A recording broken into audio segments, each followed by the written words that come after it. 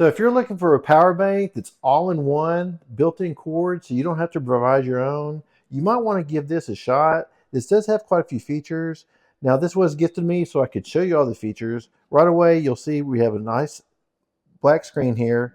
Now on the front here we do have a button, power button, so when you tap that, it's going to go ahead and show up with the amount of battery life that's left in there.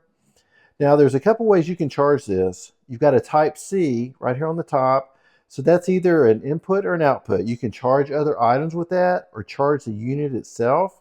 Also, we have a USB-A port here, so you can charge other items that way.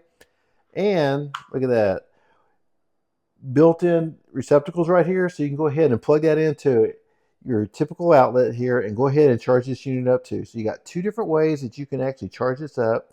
Now this is 10,000 milliamp hours. It does charge quite a few things that way. I mean, it's got a long battery life, and on the side here, we've got two different cords with three inputs. So you've got actually a lightning cord here, and then also a Type C, another Type C, and then we also have a micro USB to charge some of those smaller items.